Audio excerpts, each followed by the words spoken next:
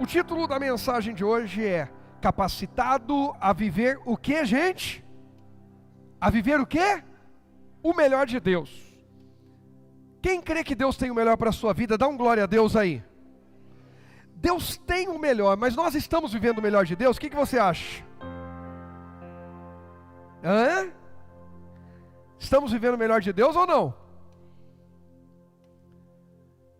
Como viver o melhor de Deus se eu creio que Deus tem o melhor para mim? Porque quem não crê não vai esperar viver mesmo. Mas partimos do princípio que nós cremos que Deus tem o melhor para nós. Você está nessa comigo? Por que então não estamos vivendo?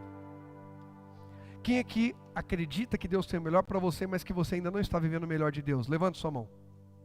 O que está faltando? Dentre várias coisas, ser capacitado. Entender que Ele quer te capacitar. Entender que o melhor de Deus nem sempre virá de forma extraordinária.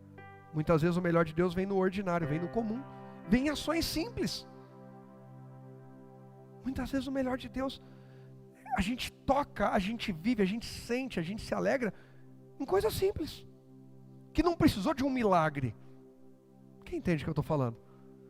Quem é casado? Dá um beijo, um abraço, ser feliz, olhar um para o outro, dizer eu te amo, conta comigo e tal. Precisa, não, é perigoso, né? Mas vamos lá. Precisa de uma intervenção extraordinária de Deus? Não deveria. Isso dentro de um casamento, compartilhar carinho, apoio, afeto, faz parte do melhor de Deus? Sim ou não? Agora, às vezes uma cura, às vezes uma restauração, precisa de uma intervenção extraordinária de Deus. Então entenda que o melhor de Deus nem sempre vai estar na embalagem do extraordinário. Muitas vezes, o melhor de Deus está na embalagem comum. É o dia a dia. Você quer ver só? A pastora fez na terça-feira arroz, feijão, um purê de batata com carne moída para levar lá para a Sandrinha, que está se recuperando de um processo cirúrgico. Ela separou o purê da carne moída, inclusive, para entregar para a Sandrinha, porque ela fez uma cirurgia na cabeça e tem a dificuldade para mastigar. Falou, bom, se ela puder comer com carne moída, tem aqui. Se ela não puder comer carne moída, tem aqui também. E, gente, você não faz ideia da alegria da gente comer. Aí nós comemos, fomos lá, eu e a pastora levamos, os meninos ficaram em casa, o Rogerinho e o Israel. Aí foi eu, a pastora e a Bela e tal. Voltamos. Quando foi ontem, falei, linda, frita uns pastéis. Pegou lá a massinha, comprou a massinha do pastel, a carne moída já está pronta. Bum, fez o pastel, pôs um queijo. Maravilhoso. Irmãos, dali a pouco, fazer outra refeição. Falei, pô, tem um carne moída ainda aí, arroz, feijão. Misturei aquilo, irmão. Pus uma pimentinha. Comecei até a falar em línguas em casa. Precisa de algo extraordinário para comer arroz, feijão e carne moída? Eu gosto de comida japonesa e fico feliz quando vou num rodízio japonês. Mas quando eu como arroz, feijão da Lindinha e a carne moída, eu também fico muito feliz. Mas é muito feliz. Eu só não fico mais feliz quando ela cozinha, porque é mais difícil eu ter domínio próprio. O domínio próprio quando ela cozinha é uma guerra. Mas o que eu quero compartilhar com você, eu quero que você entenda, e eu também, que o melhor de Deus nem sempre virá de forma extraordinária. Muitas vezes vem de forma simples. Quem entende isso, dá um glória a Deus. Se a gente viver mais vezes, repetir mais o melhor de Deus naquilo que é simples, a gente vai mais leve lutar pelo extraordinário. A gente vai mais encorajado, mais cheio de fé, mais grato lutar pelo extraordinário. Quem entende o que eu estou falando? Porque você vai com histórico. Não é assim no esporte, a pessoa, um exemplo, no esporte de arte marcial, boxe. O cara acabou de subir para o profissional, boxeador profissional. Ele já pode desafiar o campeão mundial? Não, ele tem que vencer outros oponentes que estão em posições no ranking mais simples, mais compatíveis com a dele. E à medida que ele vai vencendo, ele vai pegando confiança e ele vai poder desafiar o campeão. Porque não faz sentido o cara que é centésimo no ranking ir para o ringue com o primeiro. essa luta não vende. Não vai acontecer. Mas ele vai contra aqueles que estão mais próximos dele. Então, vamos vencer as pequenas batalhas. Vamos olhar o melhor de Deus nas coisas simples do dia a dia. E vamos alegrar o nosso coração e dar glória a Deus por cada uma dessas coisas simples. Que Deus vai nos capacitar a viver o extraordinário. Você crê? Olha o que diz Efésios 3, verso 20, na Almeida Revista e Corrigida. Está escrito assim, ó. Ora, aquele que é poderoso para fazer tudo muito mais o quê? Abundantemente, além daquilo que pedimos ou pensamos. Aí sim, já estamos vivendo o melhor de Deus no simples. Aí vamos viver no extraordinário, segundo o poder que em nós opera. Então eu vou treinando a minha fé, eu vou capacitando cada vez mais a minha estrutura espiritual e emocional. Eu vou vencendo os pequenos desafios, eu vou vivendo o que está escrito em Provérbios: a vereda do justo é como a luz da aurora, vai brilhando mais e mais até ser dia perfeito. A minha caminhada de conquista é gradual, assim como o declínio também é gradual. Um abismo chama outro abismo.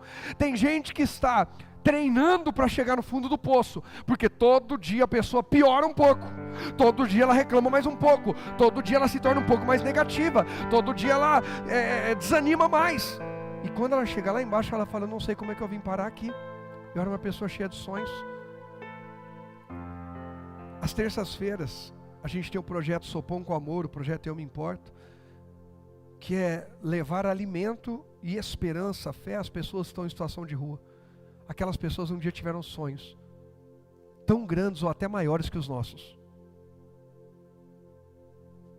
Um dia eles tiveram. Muitos deles um dia provaram uma realidade momentânea melhor do que a realidade que a gente está vivendo hoje. E como é que eles chegaram lá?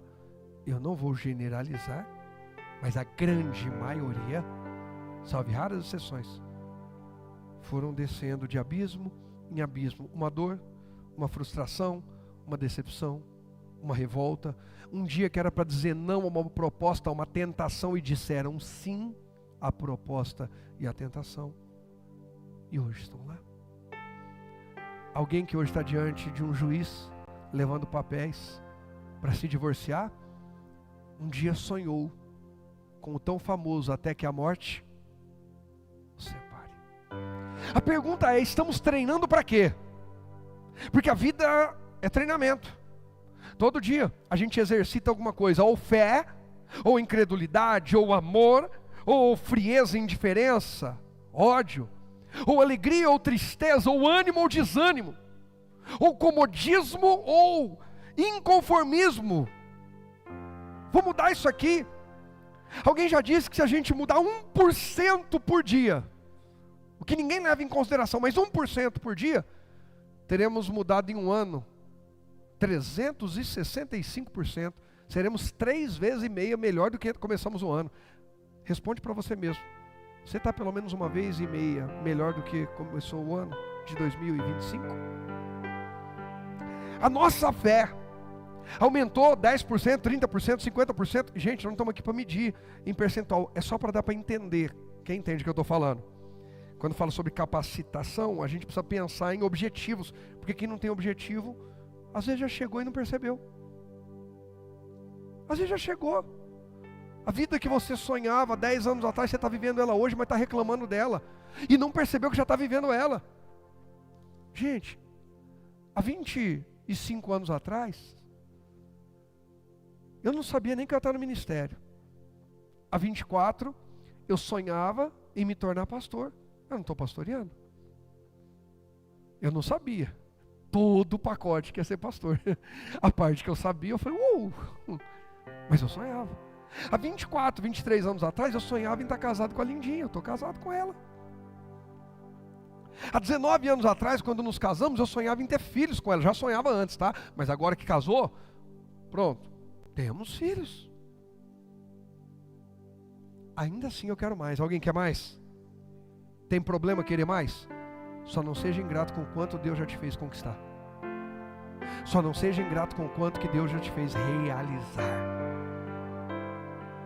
Porque a vereda do justo é como a luz da aurora, vai brilhando mais e mais e mais até ser dia perfeito. Mas o caminho do ímpio é escuridão, e ele nem sabe onde tropeça. Ele tropeça na sua ingratidão, na sua frieza, ele tropeça no seu descontentamento e não percebe, e vive cambaleando como uma pessoa embriagada.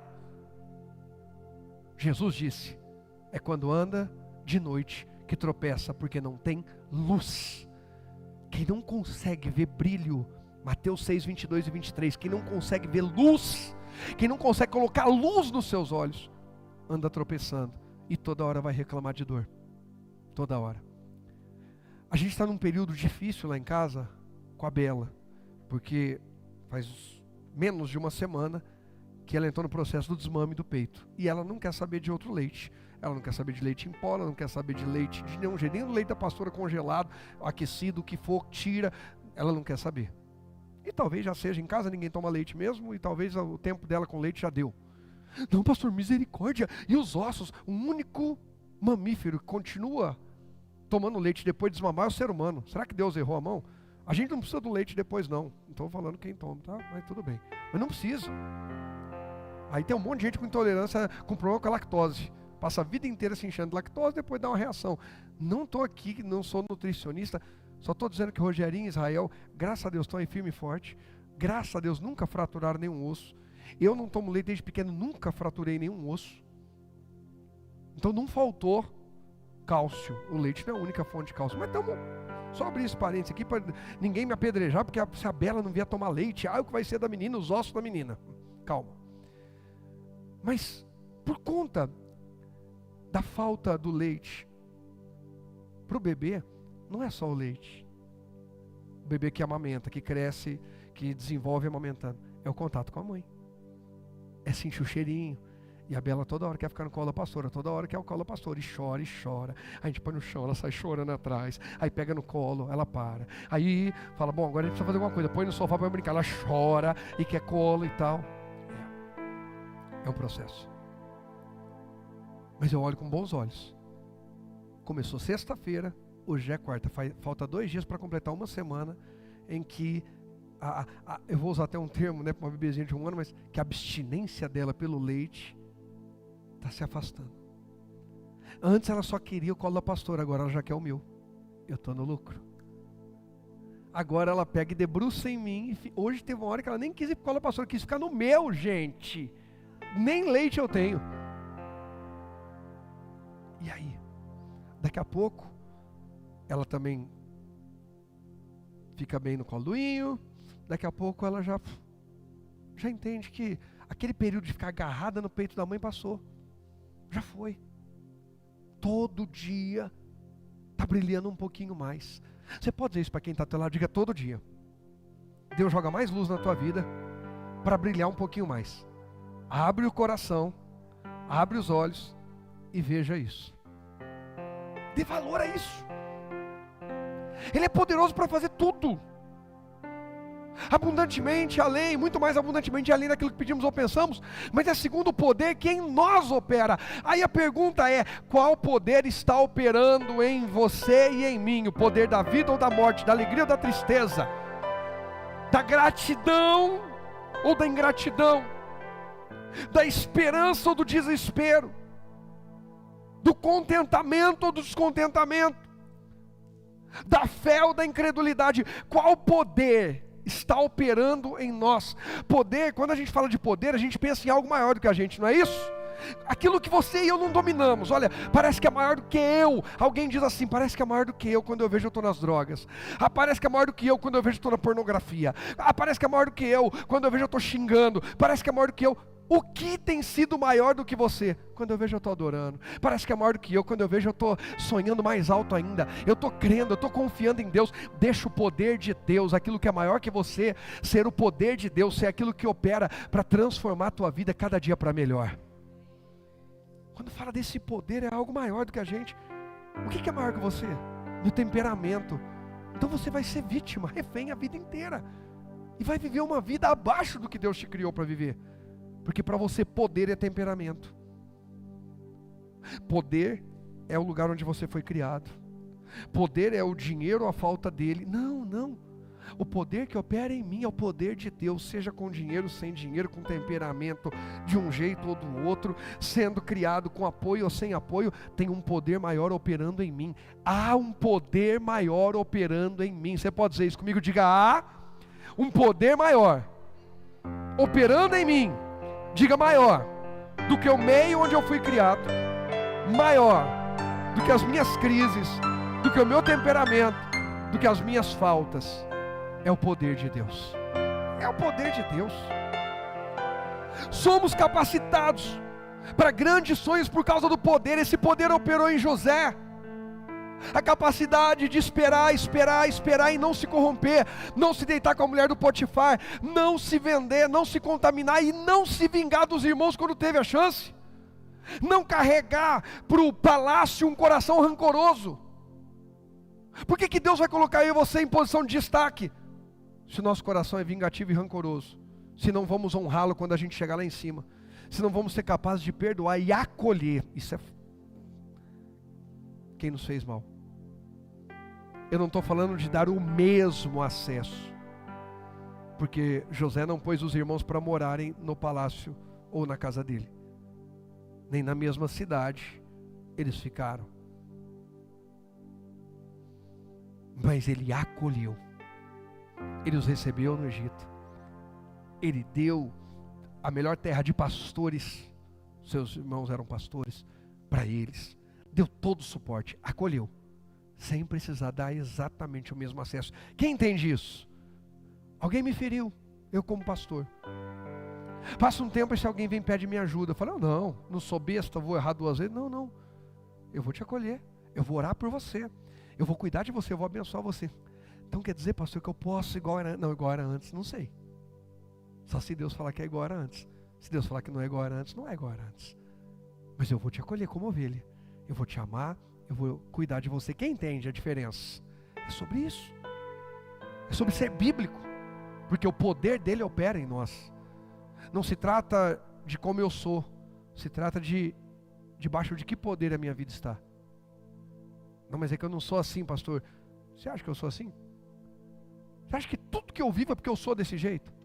Que cada batalha que eu enfrento, a forma como eu ajo, é tudo porque eu sou daquele jeito? Tem um monte de coisa que eu mesmo explodi e fazia tudo diferente. Mas aí eu preciso pensar, debaixo de que poder eu quero ser reconhecido agindo? Eu quero que o inferno olhe para mim e fale: esse cara está agindo debaixo do poder de Deus no meio dessa confusão. Não dá para tocar nele. Que seja assim na minha e na sua vida, em nome de Jesus. O primeiro tópico, na verdade, eu vou ler mais um versículo. Coloca aí para mim. Porque Deus é quem efetua. Aqui está na Almeida Revista Atualizada, porque eu quis que fosse assim por causa do realizar, tá? Mas na Almeida Revista Corrigida diz opera. Tá tudo bem. Deus é quem efetua em vós tanto o querer como o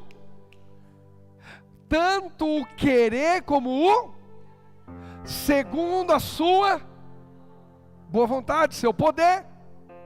Olha o poder de Deus de novo aí. Fazendo o quê? Despertando em nós um querer, despertando em nós um desejo, provocando em nós sonhos. Deus provocou José a sonhar. E por mais que tenha sido difícil a vida de José, Deus, segundo a sua boa vontade, efetuou, operou o realizar. Deus realizou o sonho que Ele deu a José. Quem aqui tem sonho? Diga: o meu Deus também realiza o que Ele colocou no meu coração, se eu deixá-lo operar na minha vida.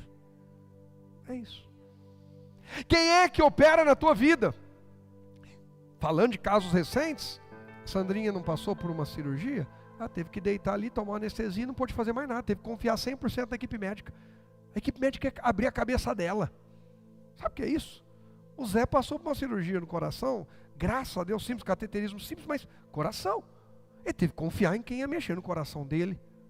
Quem é que já passou por algum processo cirúrgico, por mais simples seja? Extração de dente siso, vale, tá? Não é porque eu falei, não, pastor, perto aí do Zé e da Sandrinha, não, fica tranquilo. Já passou? Você não teve que ficar quietinho e deixar alguém fazer? Por que a gente não faz assim com Deus?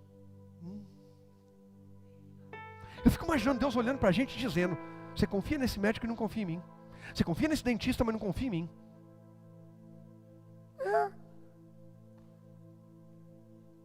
Confia.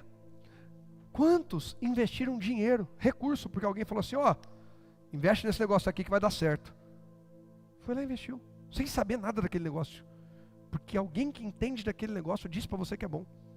Gente, fala a verdade. Até para fazer um pedido de comida, a gente olha lá, vê alguém que a gente nunca viu na vida. Pode ser fake, é o próprio cara ali da pizzaria, chamou toda a família, criou um monte de perfil no Google e tudo avaliaram, que é maravilhoso, não é assim? A Natália tem os achadinhos aí da Nath, aí, da Dami, e vai lá e olha as referências. Aí vai lá e confia. Por causa dessas aí tem gente até comprando fração de coisa aí. Foi lá e confiou. Sabe o que eu fico imaginando? Deus olhando pra gente e dizendo: como é que você consegue confiar em tanta gente, mas não consegue confiar em mim? Meu Deus, que mensagem. Eu estou sendo operado aqui de peito aberto. Mais alguém? Porque às vezes a gente confia em tudo menos em Deus. Hoje em dia é triste, mas o sucesso de muita coisa está mais na estratégia do que na comunhão. Eu vejo um monte de gente mais ligado. Eu falo do ministério, sou pastor. Não, essa estratégia. Eu falo: mas Deus me chamou para viver de estratégia ou de intimidade? E as pessoas hoje se preocupam mais com o formato e a estratégia do que em desenvolver uma intimidade com Deus. E isso é preocupante. Deus é quem efetua, Deus é quem provoca, Deus é quem desperta, Deus é quem opera o querer e o realizar, segundo a boa vontade dEle. Dois textos diferentes, mas falando a mesma coisa. Deus te deu um sonho.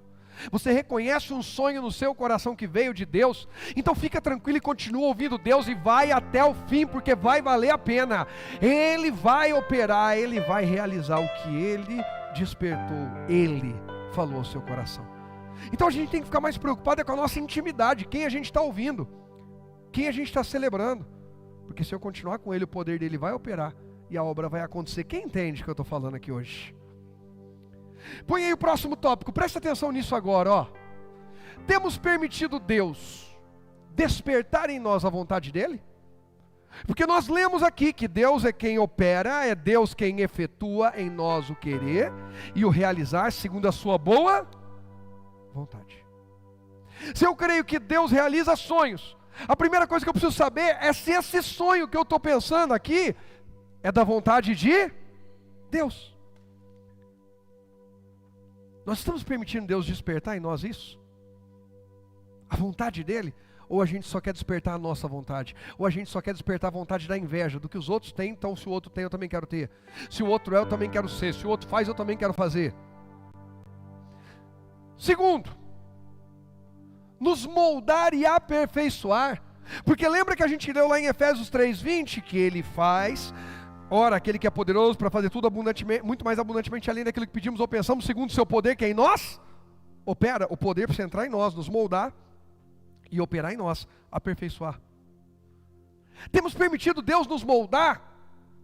Ou queremos chegar e dar uma carteirada em Deus e dizer: Deus, deixa eu te falar uma coisa, acho que você não percebeu, você não viu minha ficha ali, eu tenho TDAH. Mas Deus fala: tá, e aí?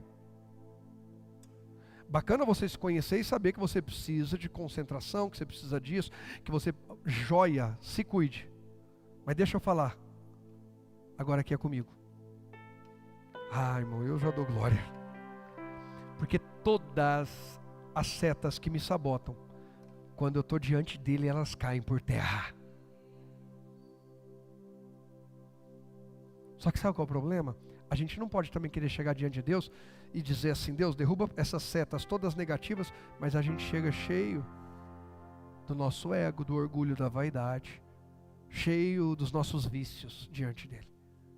A gente quer que aquilo que é ruim não prospere, aquilo que tenta nos atacar, nos atingir, mas aquilo que há de ruim em nós, que a gente cultiva, alimenta, a gente está disposto a jogar fora?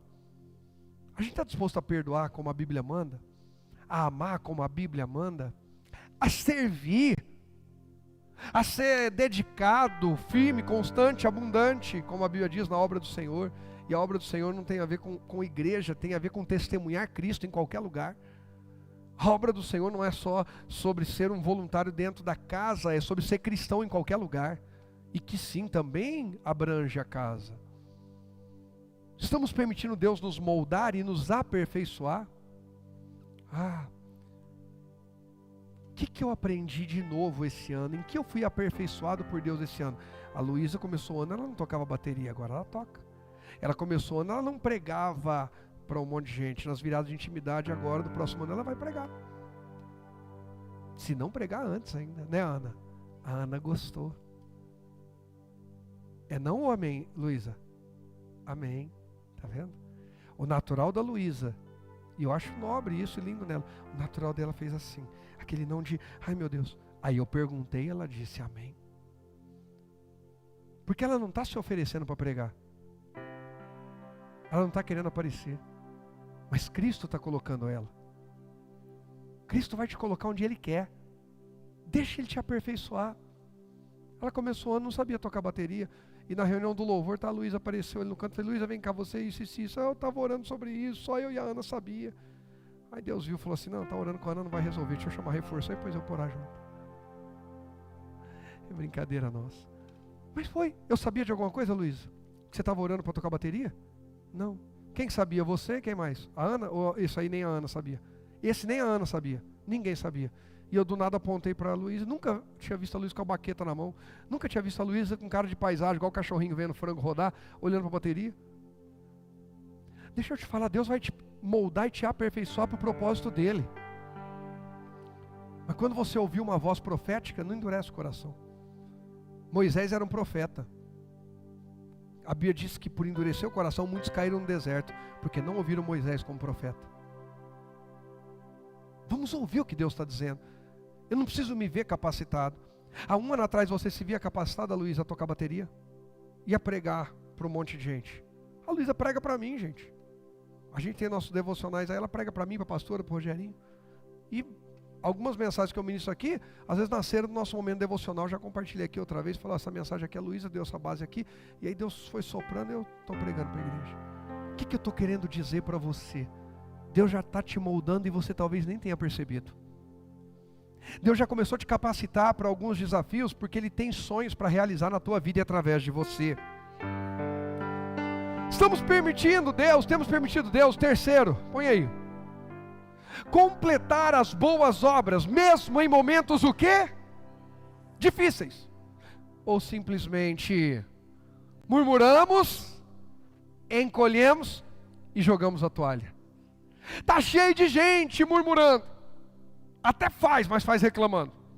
Até vai, mas vai achando ruim. Deus nem recebe. Outros se encolhem. A Luísa balançou a cabeça assim. Ela tentou se encolher. Por quê? Porque ela é humana. E na estrutura emocional, pelo perfil dela, tímida, ela não se vê assim. Mas na hora que eu lancei a palavra e perguntei, ela saiu da posição encolhida e disse amém.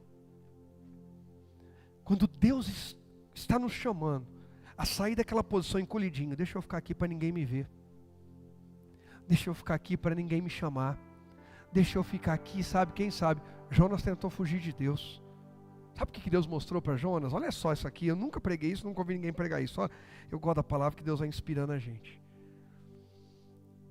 Jonas foi um desses que murmurou quando Deus mandou ele para Nínive, tentou se encolher, tentou se esconder de Deus, não ser o chamado a pregar em Nínive, e ainda comprou uma passagem e foi para Tarsis, ou seja, jogou a toalha para Nínive, eu não vou. Aí sabe o que Deus mostrou para Jonas? Deixa eu te falar uma coisa, Jonas. Não adianta você encolher para se esconder de mim. Eu consigo te jogar mais baixo e mais fundo e ainda te ver e te ouvir lá dentro. Quer ver só? Pum, vai o Jonas para o fundo do mar. O peixe engole, o grande peixe, e ele fica no ventre do grande peixe. Por quanto tempo? Alguém sabe? 3 dias. E lá dentro, Quando ele trocou a murmuração pelo clamor, Deus ouviu.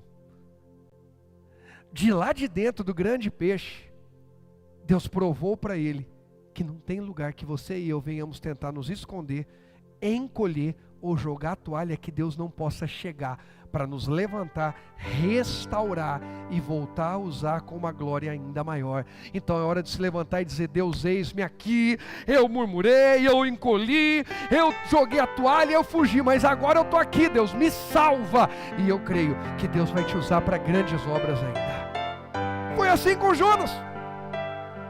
Por mais que ele tenha se encolhido, Deus falou: eu consigo te encolher mais ainda, e consigo te tirar de lá de baixo encolhido.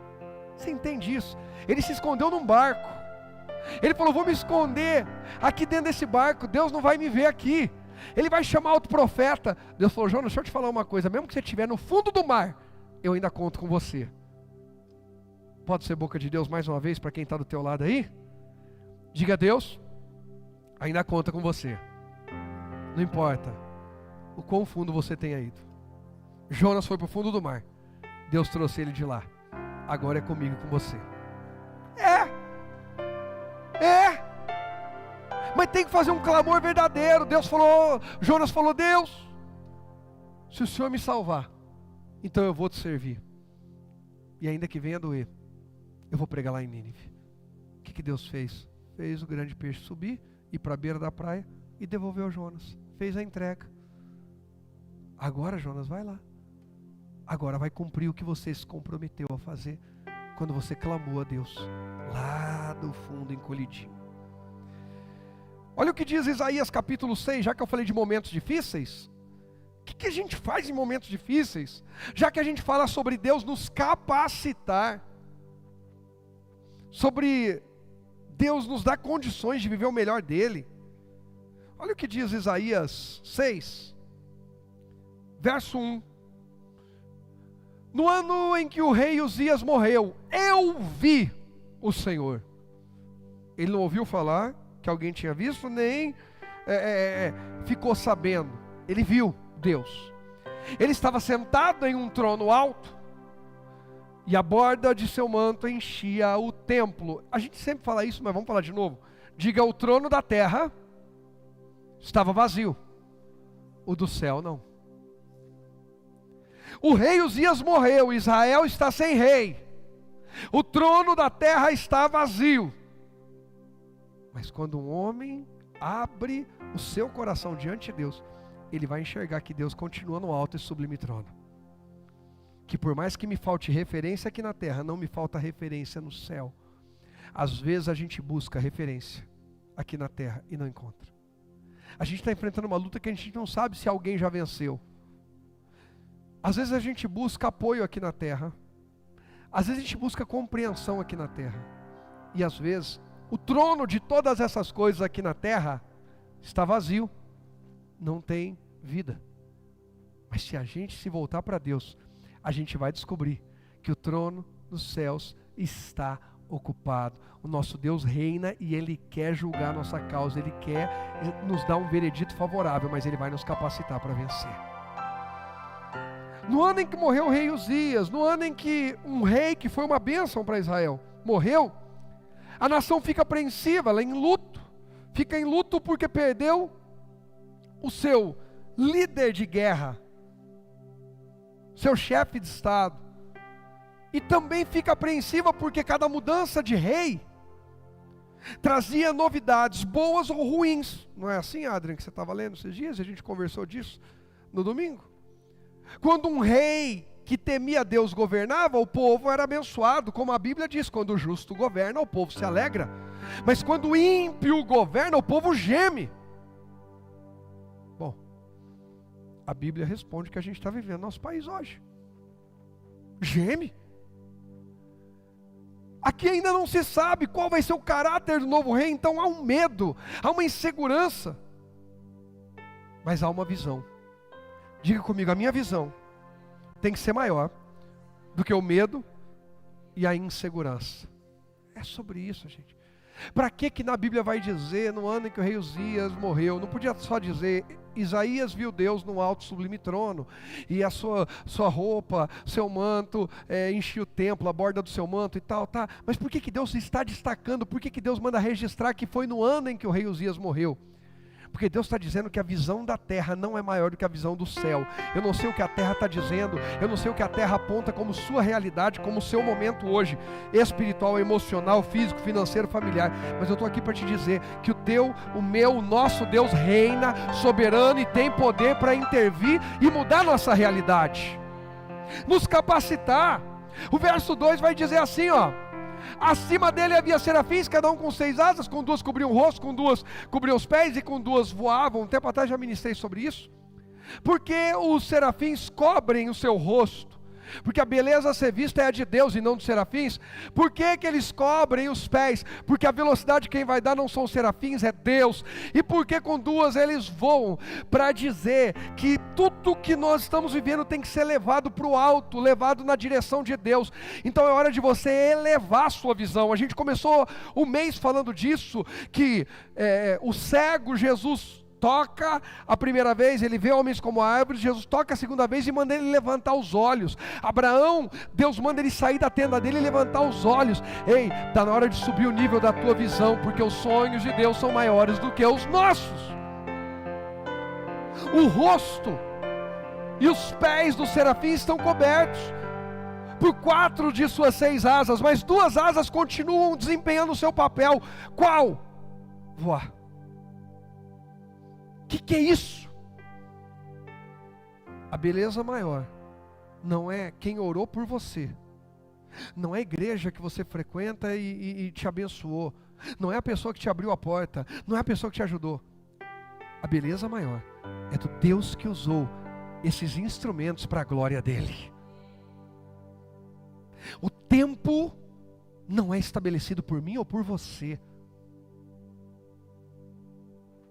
mas as asas estão em ação, porque a gente precisa continuar subindo o nível da nossa adoração, subindo o nível da nossa entrega, subindo o nível da nossa visão.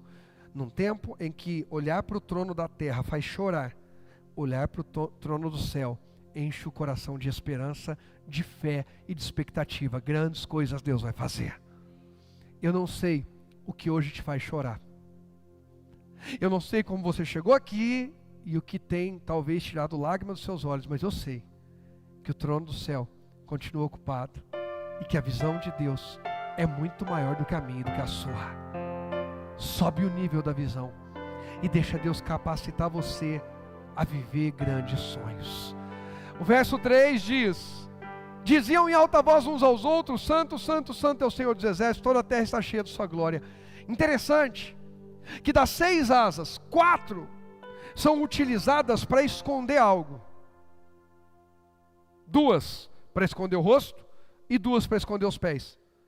Nenhuma é utilizada para esconder os lábios, porque não é hora de ficar calado, é hora de adorar. Eu vou dizer de novo: as asas daqueles serafins não cobrem a boca deles, porque não é hora de ficar calado, é hora de adorar a igreja. Não é só deixar de chorar e silenciar, é deixar de chorar e adorar.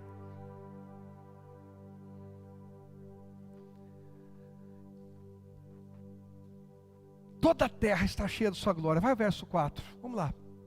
Suas vozes sacudiam o templo até os alicerces, e todo o edifício estava cheio de fumaça. Olha o verso 5, que incrível. Então eu disse. Quando a gente está num ambiente de presença de Deus, a gente para de medir os outros e quer consertar tudo que precisar ser consertado na nossa vida. Você quer saber quando você e eu oramos de verdade, quando você e eu entregamos um culto de verdade a Deus?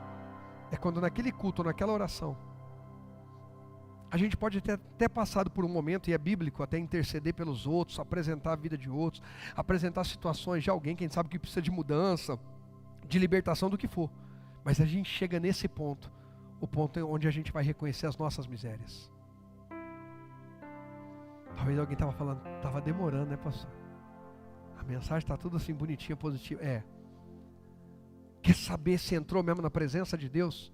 Chega um momento em que você reconheceu que tem algo em você que precisa ser mudado. Porque enquanto eu oro e não enxergo nada que precisa ser mudado em mim, eu ainda não orei. De verdade. Quando eu chegar na intimidade com Ele, eu vou enxergar algo em mim que precisa de um toque de Deus. Eu preciso essa noite de um toque de Deus. Mais alguém? Tem hora que a gente já entra sabendo. Mas eu quero te dizer que tem mais toques de Deus para acontecer na nossa vida hoje aqui. Estou perdido, foi o que Isaías disse. É meu fim. Gente, se o homem que está vendo Deus está perdido, e quem nem está vendo Deus? Se o homem que está tendo visão de Deus está perdido, e o resto? Se alegra porque você veio hoje aqui. Se alegra porque você está tendo a visão de Deus hoje aqui. É o meu fim, pois sou um homem de lábios impuros e vivo no meio de pessoas de lábios impuros. Meus olhos, porém, viram o Rei, o Senhor dos exércitos.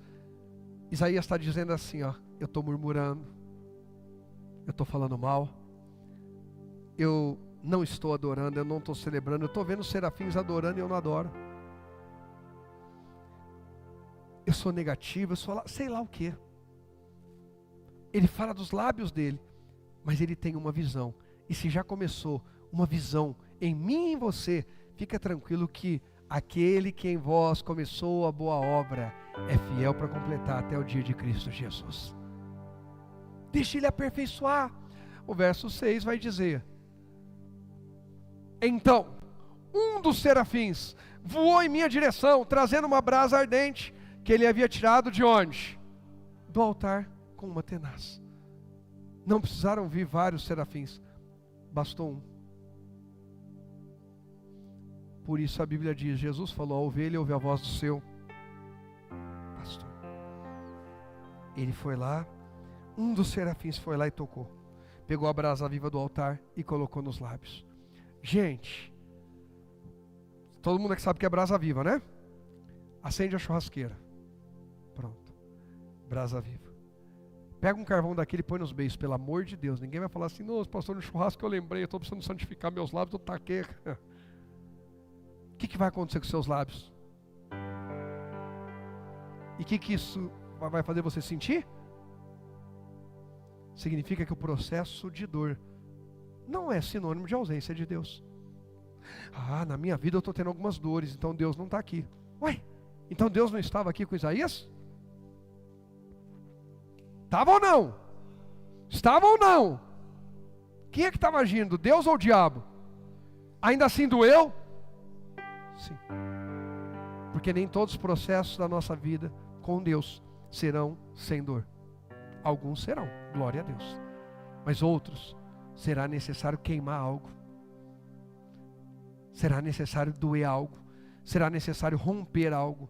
Será necessário abrir mão de algo para restaurar nossa confiança, para restaurar nossa adoração. O que Deus está querendo queimar em mim e você hoje. O que Deus está querendo tocar e que vai nos causar dor, sentimento de dor, de perda, mas vai nos conectar com Ele, vai levar embora a sujeira, vai levar embora nosso linguajar negativo, incrédulo, ruim, de baixo nível. E aí continua o texto dizendo, tocou meus lábios com a brasa e disse, veja, essa brasa tocou seus lábios, sua culpa foi o quê? Doeu, mas tirou o que não presta. E os seus pecados foram o quê, igreja? Digam, meu Deus está aqui para perdoar. E aí o verso 8 diz, então ouvi o Senhor perguntar, quem enviarei como mensageiro a este povo? Tem que ser alguém que teve uma experiência com Deus.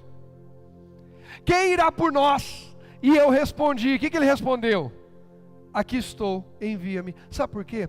Toda pessoa que tem grandes sonhos na presença de Deus precisa entender que esses grandes sonhos têm que ser para a glória de Deus.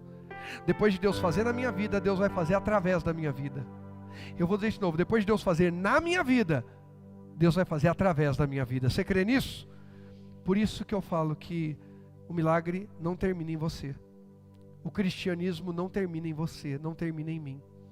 Passa por nós, nos impacta, nos restaura, nos liberta, nos cura, nos transforma e transborda em alguém. Se não estamos transbordando, estamos fora da visão de Deus. Onde estamos inseridos? Estamos podendo transbordar? Não. Então, ou algo precisa mudar em nós, ou o nosso cenário precisa ser mudado. Porque a gente foi chamado para transbordar. Precisamos. Próximo tópico, para a gente poder orar. Ainda tem mais para falar. Outra quarta a gente fala. Uma visão maior que as perdas me capacita a continuar o quê? Sonhando. O rei Uzias voltou? Me ajuda aí. O rei Uzias voltou, gente? Tem coisa que perdeu, não tem jeito. Não adianta ficar, Deus, não adianta. Tem coisa que a gente perdeu. E que Deus não vai devolver. E que não faz parte do projeto de Deus para a gente, na continuação da nossa caminhada. Só que uma visão maior do que essas perdas capacita a gente a continuar sonhando. Nós não estamos falando hoje sobre ser capacitado a viver o melhor de Deus? Quer ser capacitado? Coloca a tua visão em Deus maior do que a tua visão na dor, nas perdas, no que você não tem. Quando eu tinha, quando eu era, quando as pessoas me reconheciam, quando? Tira os seus olhos das perdas. Coloca os seus olhos em Deus, no trono de Deus, no altar de Deus, na palavra de Deus, no mover de Deus, na adoração a Deus. E se prepara que você vai continuar sonhando e algo muito maior virá pela frente. A Bíblia diz que as aflições do tempo presente não são para comparar com a glória que em nós há de ser revelada. Romanos 8,18. Eu tenho de todo o meu coração que isso não fala sobre o céu apenas, porque no céu todo mundo vai estar cheio de glória, os anjos, querubins, serafins, cheios de glória. Lá eu não preciso testemunhar para ninguém, todo mundo já chegou lá. Então eu creio que as aflições que eu passo aqui produzem um peso de transformação e de glória que precisa começar a manifestar na terra para que outros creiam em Deus. E sim, termina no céu, quando vamos receber um corpo glorificado. Quem entende? Não estou dizendo que não é para lá, eu estou dizendo que não é só para lá, começa aqui. Então tem uma glória a ser revelada em você e através de você, mas é só para quem supera as aflições. Quem fica murmurando e todo dia repetindo a aflição não vive isso. Próximo tópico, coloca aí por favor.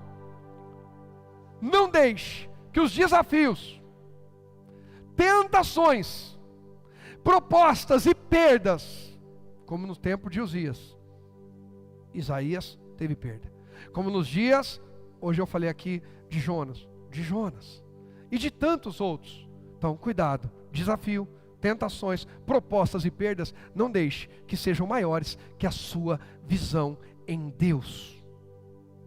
Se a nossa visão em Deus for maior do que tudo isso aqui, do que desafio, do que tentação, do que... Eu estou enfrentando um desafio muito grande, mas a minha visão em Deus é maior.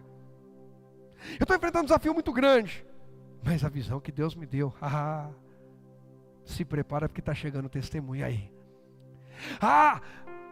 O diabo está me propondo uma tentação. Propôs para José. José passou por desafio, José passou por tentação, José teve propostas. José perdeu muito, só que nada se comparou à visão que ele teve. E a visão que ele teve levou ele a governar o mundo. Não foi só o Egito, o mundo inteiro vinha negociar com ele. Se prepara, porque Deus está procurando pessoas para representá-lo aqui na terra, pessoas que os outros vão chegar em você e você vai poder dizer, Deus está fazendo assim, e essas pessoas serão salvas, como José ajudou com alimento a salvar aquela geração. Deus vai usar eu e você para salvar muita gente, porque a nossa visão é maior do que desafios, tentações, propostas e perdas, e Deus está nos capacitando a viver grandes sonhos e o melhor dele para a glória dele. E só quem crê diz... Pode aplaudir ao Senhor Jesus, pode aplaudir a Cristo, glória a Deus.